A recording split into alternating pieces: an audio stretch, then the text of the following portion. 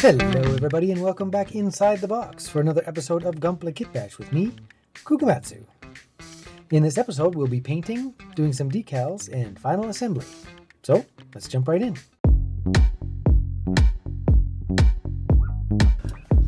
Okay, let's start with some color mixing. These are the three colors that the kit comes with, and I want to kind of stick in this neighborhood in terms of it being like light blue, medium blue, dark blue. This one's kind of black, but I'm going to go with dark blue. And for the dark blue, I'm actually going to use this Tamiya XF17C blue. It's a really dark blue. It reads as black, but once you put chipping and stuff like that on it, it reads more as a blue. For the other colors, I am going to do a little bit of mixing. I've been doing a little bit of experimenting, so I'll show you what I've come up with. For the medium blue, I'm going to use these three colors: the flat blue XF8, the medium blue XF18, and the field blue XF50.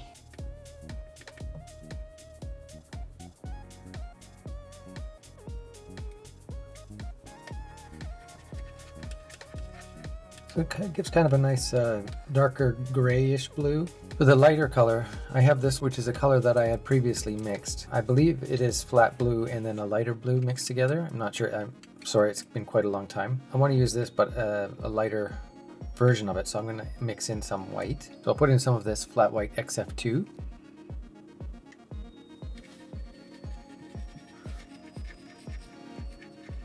There we go. I think that's looking pretty good. They go well nice together. And for each one, it was basically equal parts of each color, so that makes it easy to mix up a bigger batch, which I will do now. There we go, 3 custom colors ready to go, ready to do some priming.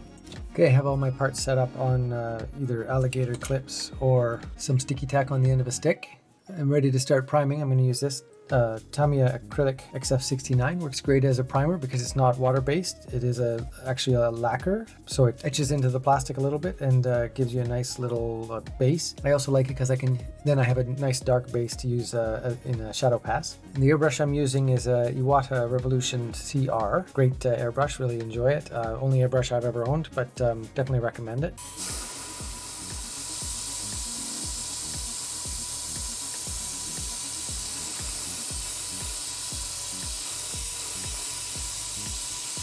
Okay, those are all primed now, and the next step is to do a highlight pass with this XF2 flat white.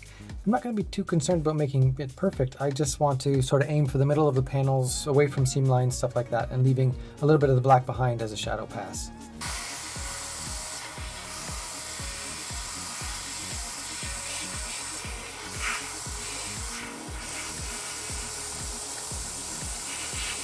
Looking pretty good. So now I'll go ahead and do the main base color, and the idea will be to do it in kind of thin layers so that some of this darkness and lightness shows through.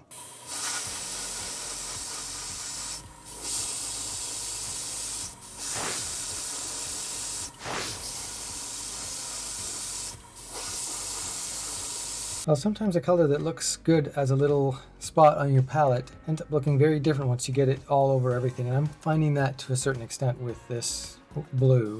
It's bluer than I was anticipating, and I think I need to actually do something about it. Instead of just repainting with the new color, I'm actually going to take some of this medium blue XF18 and I'm going to mist it over the top. What I'm hoping is that it'll just take some of the saturation out of the color, and also because it's you end up having 2 different colors sort of one on top of the other, you get a nice depth. That's what I'm going to try. We'll see how it works out.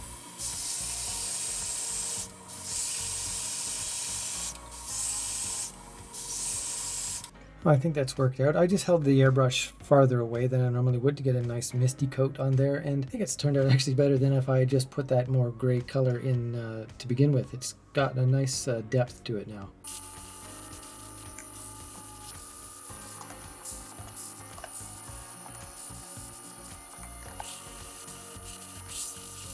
Okay, all the airbrushing on the base colors is done, so now I'm going to do some metal painting. I'm going to do that all by hand, and I'm going to start with gunmetal X10. I find this works better with hand painting. If you airbrush it on, then the flecks in the paint kind of adhere at all different angles, and it looks a bit more sparkly, I guess you'd say. If you brush it on, then all the flecks lay flat, and it just gives a better look. I'm not going to have too much paint on the brush here.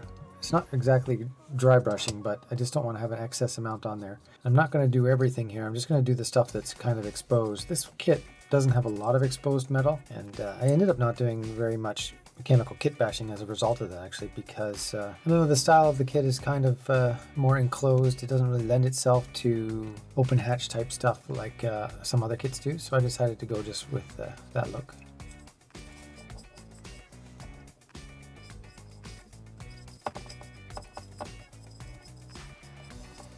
The second step is going to be to dry brush this flat aluminum XF16. That's just going to bring out some of the details and make it look a little bit more like metal. I'm going to remove most of the paint on a paper towel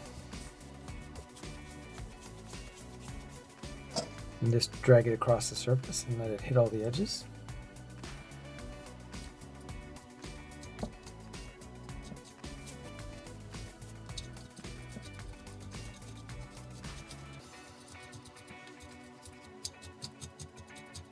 There we go, metal painting done. Time for assembly. Okay, I've gone ahead and reassembled the kit partially. The next step is to seal it with a clear coat, so I just want to assemble it to a point that makes it easy to do that. And I'll be using this Tamiya X22 Clear. So give us a kind of a glossy result. I don't ultimately want the panels to be glossy, but this will help with applying the decals, and then I'll do a matte coat later to seal them in.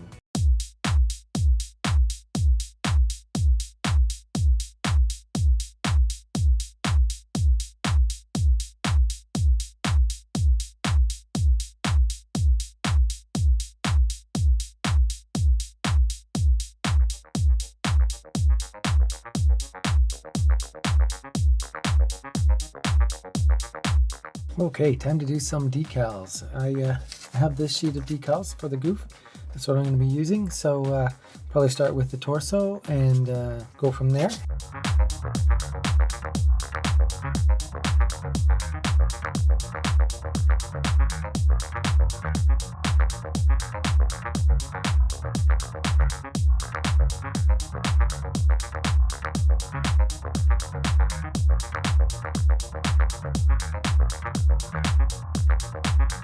Well, the decals are done now, and I'm pretty happy with that. I'm going to let them dry really thoroughly before I do the final clear coat. But what I will do is carefully put this thing together.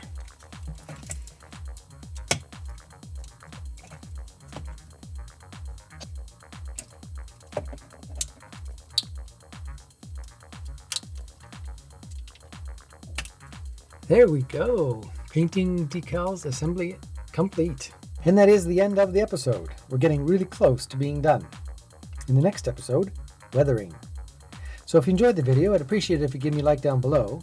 Check out the playlist for previous videos. Subscribe if you want to follow along, and we'll see you in the next one. Bye-bye.